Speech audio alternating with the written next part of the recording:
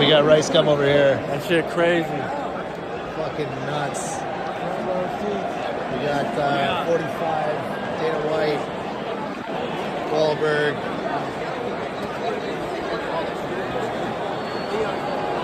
There he is. The newest Rumbler. Who's trying to rumble? UFC 290. Peace.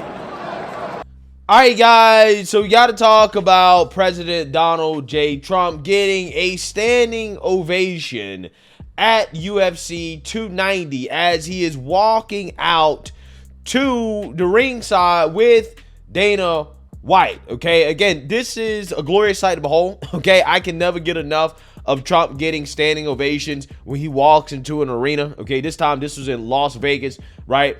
I mean, people just go crazy when the guy comes into the room, right? Versus Biden, okay, who spent his weekend at a beach being lonely and bored with no standing ovations.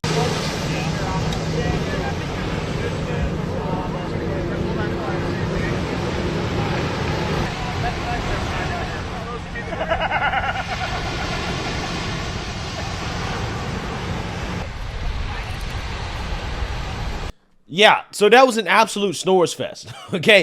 Again, Biden spending time at the beach versus Trump in Las Vegas at UFC 290 to a crowd of people who love him, who gave him a standing ovation. It does show the contrast between the last two presidents of this country. So without further ado, I want to read about this appearance at UFC 290 because some pretty interesting things happened, and I want to talk about it because there were some controversies here that I want to get into. Donald Trump was in attendance at T-Mobile Arena in Las Vegas Saturday night to witness UFC 290 alongside the Mixed Martial Arts Organization's president, Dana White. It was a big surprise to UFC fans in the stands when Trump emerged from the tunnel at ground level with White and a pack of Secret Service agents. The 45th president of the United States was his usual social self, interacting with fans by shaking hands and talking for a few moments as he made his way toward the octagon. It was a total shock to everyone in the building, including the broadcasters of the event, as they reacted with surprise when Trump was shown on the big screen. However, Trump is a big UFC fan and a good friend of White, who spoke for him at the 2020 Republican National Convention. Trump had one of the best seats in the House right by the octagon, and he was seen taking pictures with many around him in between fights. Joe Rogan also made it a point to meet up with Trump in between his broadcasting duties. Yeah, so that is pretty interesting. The reason why that's pretty interesting is because Joe Rogan hasn't bought Trump on his podcast yet. And I really don't know why, okay, considering how Joe Rogan is interviewing Democratic presidential candidates like, for example, RFK, okay, which I think is a good thing, okay, he should bring Trump on the platform as well, too. And I think Joe Rogan should be called out for that because I think Joe Rogan made the excuse that, well, I'm not going to interview Trump because I don't want to be deciding, you know, who's going to win elections, okay? I don't want to interview presidential candidates, but then he interviews Democrats like, for example, Tulsi or Andrew Yang.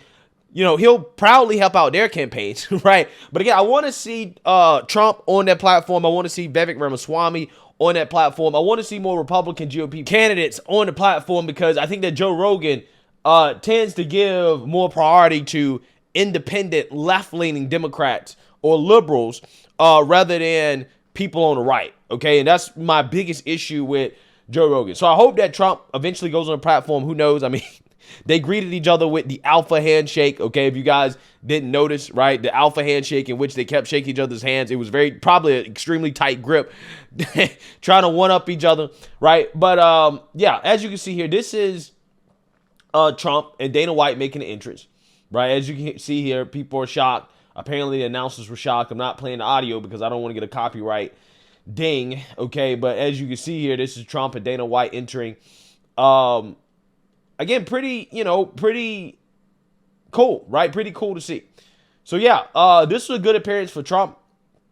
But, you know, of course, you're going to have some haters, right? People who are going to be upset about Trump being there and also who he interacted with. Because Trump's encounter with Guy Fieri at UFC fight sparks mixed reactions. So people are upset that Trump interacted with Guy Fieri, and people are, getting mad about it. So let's read about this.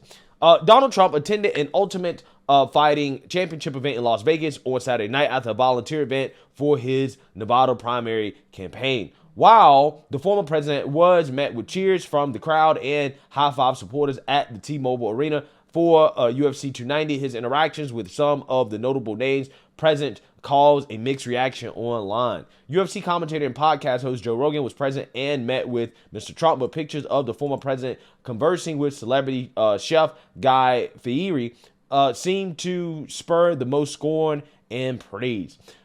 Turning Point UFC chief creative officer Benny Johnson, a Trump supporter, posted a picture of the two men to Twitter, referring in the caption to Fieri's catchphrase, "Trump in Flavortown." In the comments, Trump supporters were thrilled to see the two men together, with one Twitter user saying, quote, "My respect for Flavortown and Guy Fieri has gone up." Others said, "Guy isn't afraid of the mob. I knew Guy had good judgment.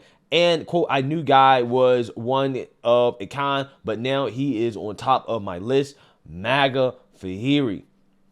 Detractors of the twice indicted, twice impeached former president also didn't hold back, with one writing, quote, "He just ruined his reputation. Quote, literally one of the worst cooks out there, hanging with worst president ever." Another post read, while others riffed on variations that Mr. Trump was, quote, "still going to jail." Yeah, so liberals upset, right? They're mad, okay, which is whatever, because when are liberals not mad and upset? A meme created using the photo reads, quote, "Does this Flavortown have an extradition treaty with the U.S.?" On the more amusing side were posts reading, quote, "Twitter can't handle these two hair icons," and Trump thinking this MFer's hair is as ridiculous as mine. Fieri has rarely spoken about politics, but he was praised for raising more than $2.5 million in just 7 weeks to help unemployed restaurant workers during the COVID-19 pandemic. Also spotted chatting with the former president at the event were controversial Australian actor Mel Gibson and Republican campaign strategist Roger Stone, who was pardoned by Mr. Trump after being sentenced to prison in relation to a probe into 2016 election interference. Okay, so what we also have here is not just fireworks sparking during the match or before the match.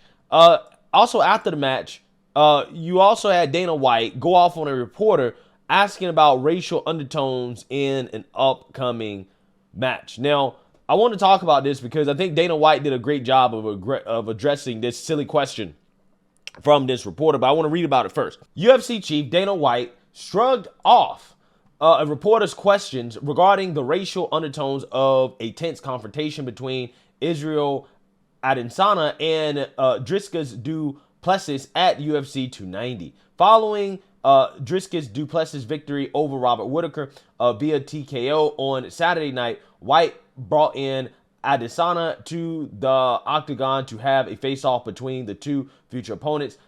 Du Plessis, who is white, hails from South Africa, while Adesanya is from Nigeria. During the confrontation, Adesanya repeatedly called Du Plessis the N-word and called him his African brother. Okay, so this is the interaction here. Now, I'm not going to play it because copyright, but basically, he's in this guy's face. This guy's South African, right? Like Elon Musk, okay?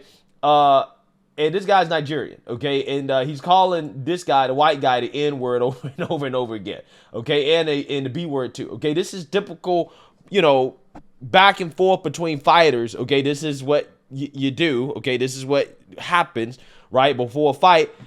And it's entertainment, right? I don't think there's anything really hateful behind it. I don't think there's really anything, super racial or anything like that, to be quite honest with you.